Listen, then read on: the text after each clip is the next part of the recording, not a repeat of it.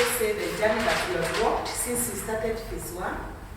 It was a pilot program, and it started in Kajiado North, and the targeted group was the 9 schools whereby there are learners with special needs. And this case, in Kajiado North, we have 9 special units handling learners with special needs. So we started with the training, and our major objective was to provide menstrual hygiene. So we provided some products, and this case, menstrual cup, to all the 9 schools. And this was to ensure that no girl misses school because of period. And we ensure that we have done that because at the end of the day, at the end of phase 1, we had visited 9 schools with a special unit. We trained girls, their parents and the caregivers. And in the process, we also saw the need of talking to boys because of the stigma associated with the menstruation. We also trained boys from the 9 special unit in Kajiado North. So in the process of our training, going around the schools, visiting learners at their homes, sometimes to provide for some basic needs, we saw the need of psychosocial support to the parent. Like I've said, it came out clearly during evaluation that there was need of psychosocial support, mental health. And we felt that if then we have to reach out to the parent, we have to speak to the parent, we are not equipped, we are not professionals in this area. So we needed to be trained first as field officers so that we get equipped with the knowledge and skills so that we'll be able to reach out to the parent. And that is all we are here today to get the same knowledge.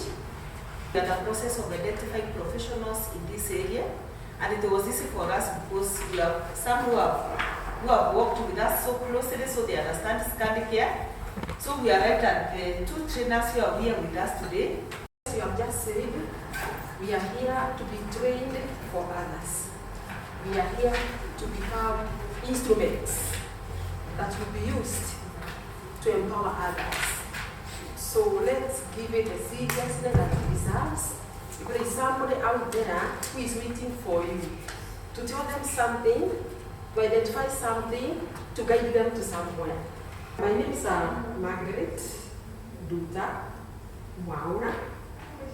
I'm passionate about getting people out of suffering. And that's why I've undertaken counseling. I've been a counselor teacher in a secondary school where I've taught for 27 years.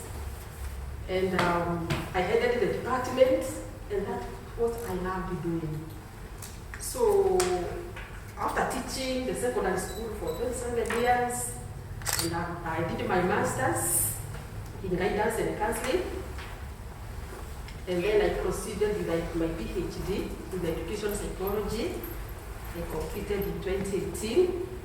And right now I'm Dr. Margaret, lecturing in KC University and St. Paul University, still in areas of psychology, mental health, guidance and counseling.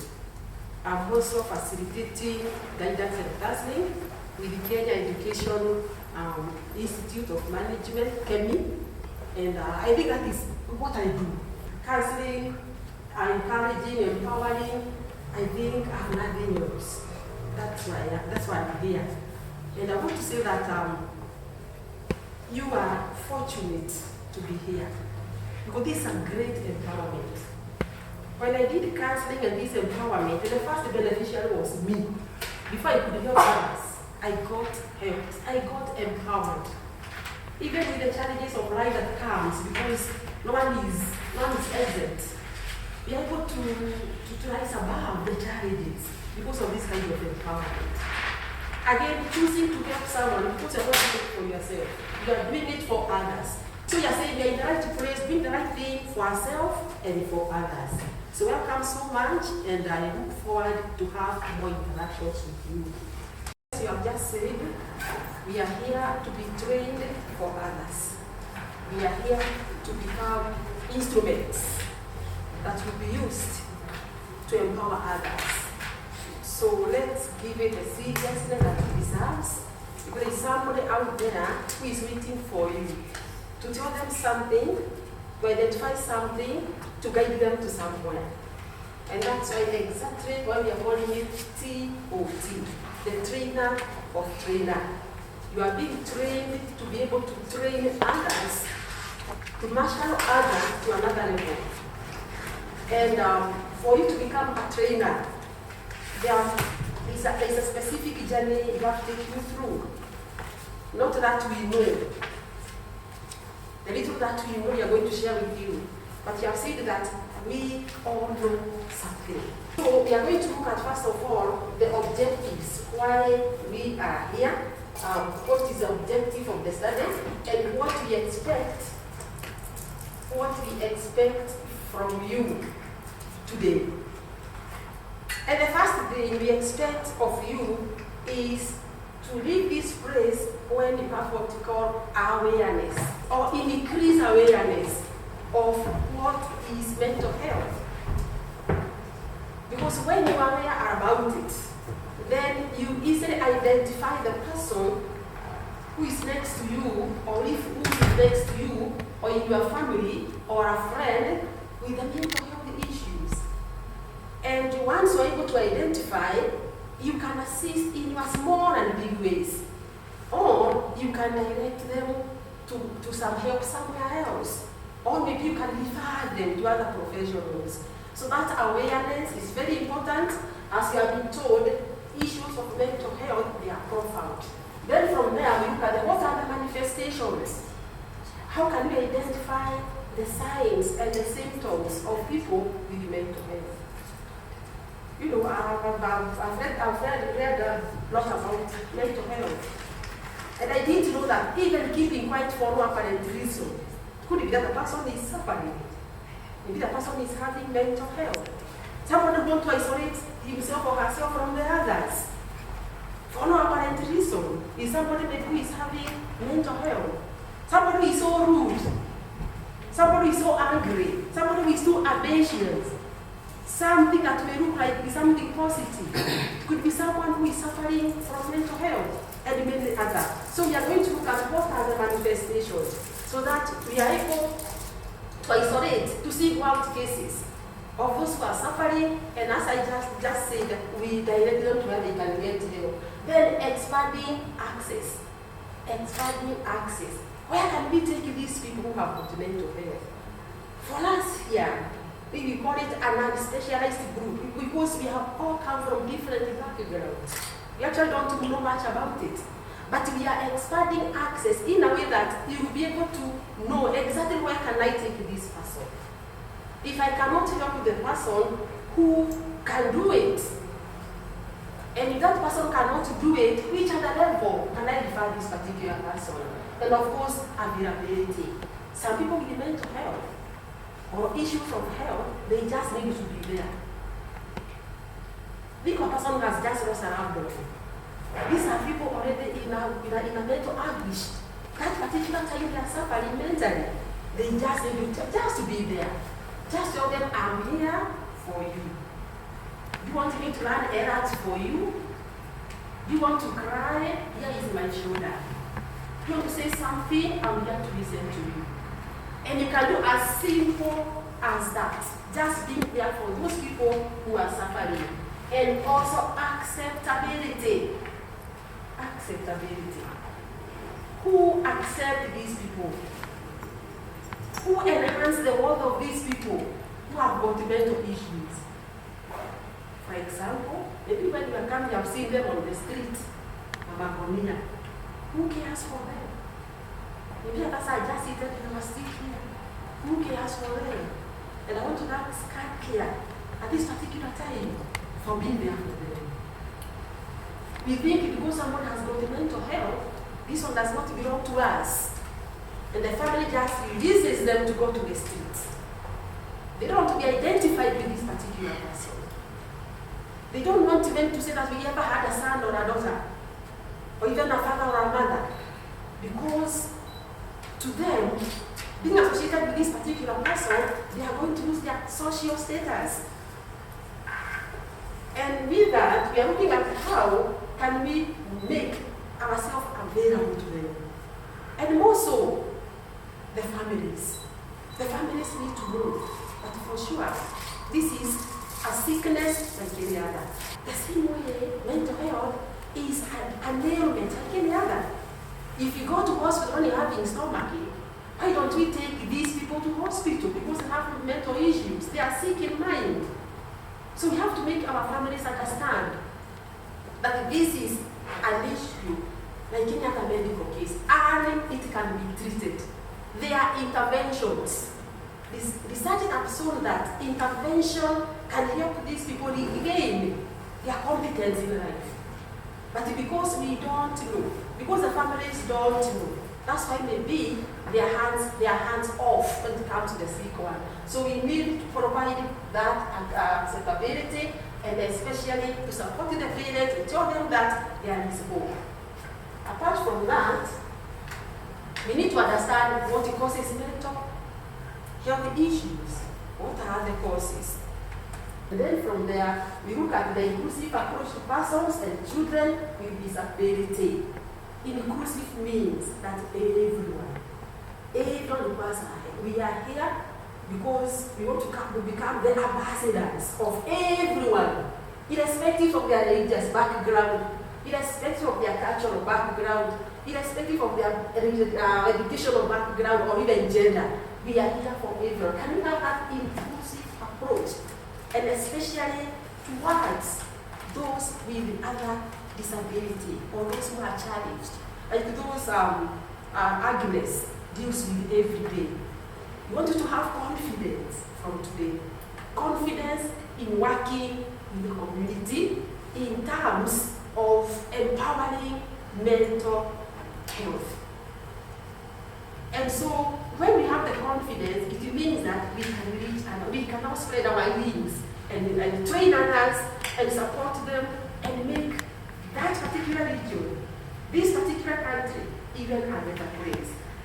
So those are the objectives that we are planning to achieve by the end of this session.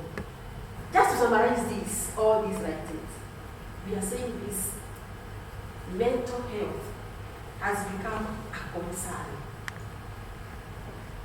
It is a concern because it is invisible.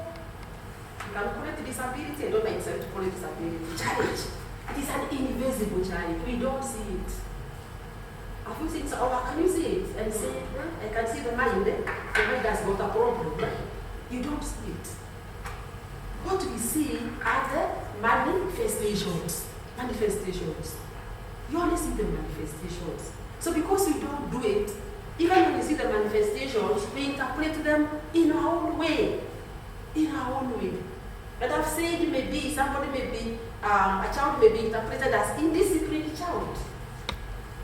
Even a grown-up who is indulged in alcohol and substance abuse, he may be interpreted as somebody who don't know how to manage himself. He does not know how to manage himself. And yes, he's sick. So that is the rationale. Because it is not visible, it is ailing. It is affecting each one of us. It has made most of us very dysfunctional in our social, in our mental, and even in our work. And if we can be able to identify these on the onset, most of the mental health issues can be arrested. Unfortunately, we get to know about this mental health issue when it has escalated and somebody is now psychotic. Two of us. Somebody who is carrying ammonia here, he started with those small things of drinking, kunywa madawa, pengine very angry, and anaelewa na shule, hataki shule, kuna mtu anataka kujua kwa nini hataki shule. Those small things. But they are not addressed. That's why sasa kuna ammonia hapa. So that is the rationale, to arrest these mental issues before they escalate, before they ground our people. And even to give people hope. There is hope that this condition can be reversed. And now, why are we doing all this? We are doing all this. How we integrating this? And why are we actually training you people? Have you gone into training? Because of the burden of the mental disorder. The burden is so great. You can imagine that boy who should have had a family, the boy should be a citizen contributing to the development of this nation. Now he's in the street. You can imagine that family that is broken because one of the member is affected. You can imagine that employee who cannot work anymore or who is achieving his place of work because of mental health. You can imagine that student who should be achieving academically but is not able to. So there is great loss. Great loss. And so the burden is actually very great. And that's why you need to integrate this mental health. In fact, in every aspect of living, we need to do mental health. Even when I'm teaching. When we are teaching all the subjects in the university, you must cover mental health. Whether you are teaching mathematics, there must be mental health. Whether you are teaching accounting, there must be mental health. Because the burden is so great. And that's why you are here. Then, promote respect of human rights. This person is a human being. Whoever it is, whatever he is a human being. Created in the likeness and the image of God. This person has got dignity. This person is only sick.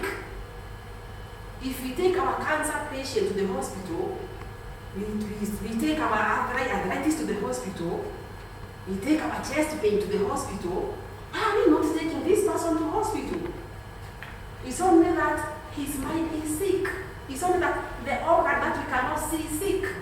So meaning that we need to respect this person the way we respect other patients. The way we take care of them. The way we take them to hospital and visit them in hospital. I was surprised when I went to Mandalay another day. I usually go there to talk to the people in the rehab. And some of them, they have never seen anyone to visit them. They were taken there and were abandoned there. Simply because they are mentally unwell. Simply because they are mentally unwell. And I was asking, this person is just sick, then we go and see another person in hospital who is sick on a hospital bed. So they are abandoned there. And that is the kind of device that we want to bring about. My name is Makibet Kitonga, and you can call me Makibet Kitonga or Makibet Nyaku. They're all mine. I start by saying I'm so grateful first. I'm grateful because for Scandinavia to give me this opportunity to share my passion. I am a counseling psychologist. And I started as a banker first, and then I shifted gear to counseling. I started with my bachelor in counseling psychology, then I did my master's in counseling psychology. And now I am a PhD student, actually. I'm almost finishing. I'm writing my dissertation in clinical psychology. So that tells you my passion is in mental health. My passion is to understand people from their perspective. Do we misunderstand people very much? And when we misunderstand them, then that's where problems arise. We're all unique in a special way. And then their confidence and their uniqueness, if it's not validated, then they feel as if they don't belong. We don't belong in the same world. So what is mental health? Mental health or mental health disorders refers to a wide range of mental health conditions, disorders that affect your mood, your thinking, and your behavior. So as a psychologist, we normally say, there is no health without mental health. And what do I mean by that? See, everything we think about it, isn't it? See, everything gives you mood. Is there anything in our life that does not cover those three aspects, mood, thinking, and behavior? No. So we normally say there is no health without mental health. But what do we mean by that? When we look at, Margaret talks about universities, and you've seen in the news, they are killing each other. Forget even dying from suicide. They are attacking each other, which means is what? Relationships. So where do relationships fall under mental health? Loss. So So I thought I would incorporate it there. Loss. Maybe the husband was too much for her. And maybe now, because our society is very rigid, divorce is not so much advertised. So what do? When you pray to God, God, please release this person. Then he just gets into an accident and he dies. Si atalia tu aoneshane niko na mauchungu, but ndani yake anasema God, you have answered my prayers. And that's what counseling says, the uniqueness. Margaret is sensitized on it. You have to understand people from a unique perspective. I really are different. I might die today, and my husband can marry after 3 months or 3 hours. But if you get married and your wife dies, and you marry after 2 years, another person may not even marry at all. The uniqueness of individuals is what makes us connect with them, to understand them from their point of view. Because your boyfriend beats you, Georgina, and then you're okay. There are people who are okay with that. There are people who believe that is love. And you cannot judge them. You cannot judge them. But there's someone here who says, me beating, it is not my cup of tea. So if you really want to understand and go to the next phase of now mental health, to understand the people you're going to interact with on a daily basis, you have to understand, I am me, they are them. I am me, they are them. So how can I integrate this? So it brings us to the aspect of our topic that we are going to learn today, emotional intelligence. You have to understand your own emotions first before you understand someone else's emotions. So maybe we backstep kidogo. What are some of the mental illnesses that we know? You say depression. But now when you come deeper, the higher you go, the higher you realize that there are different types of depression. There's depression with suicidal ideation, meaning they want to commit suicide. There's depression with homicidal, ya kuua watu wengine. There's also this depression yenye huwa iponi tunaitanga dysthymia. So now they have to be put in medication. Then we're talking about anxiety disorders. Actually, my area of interest in my PhD is competitive anxiety. I want to look at sports people and how they tackle their anxiety. But there are different types of anxiety. There is anxiety, now, maybe, allow me, and we are just learning, that does not imply who you are. You see, there are people, marriage means different to them. There's someone, one thing I have to tell you about counseling, you have to understand what a relationship means to Agnes, and don't generalize it, that whatever relationship means to Agnes is what it means to Faith or to Irene. You have to understand from Agnes's point of view. When we are talking about grief, losing your husband, what does it mean to you? How are you? We don't ask, how are you, all of you? We are targeting her alone, an individual. And we come back here to grief now that we're grief. Before I forget, let me finish this one because she asked and Margaret said that I should talk about it earlier. Loss comes first, then grief. Loss is anything that means something to you, that holds value to you. Anything that for you, you significantly believe it is important to you. Then we go back to the first question I told you. Everybody is unique. So it could be a relationship. It could be Mercy and Georgina. I'm sorry, maybe I'm the older. So Georgina, you can lose a boyfriend, and for you it's all okay. It's okay. Yeah. For her it's okay. Yes. But for Mercy, yani hata hawezi toka kwa kitanda. Anaona yani dunia yake imefanya nini? Imeisha. Okay? It could be a husband. And that is a relationship. Don't look at it as the word husband because it is a relationship that you both had. And some of them, they grieve well, and others actually now develop something we call complicated grief. For a counselor, a normal counselor, Milka, you can work with them just in normal grief. But when grief becomes complicated, then that one is not for a counselor. That's why now, as you refer, we will know how to handle it. Maybe I a giver person. I have enough emotional intelligence to reflect on myself. Okay? So I can share with me.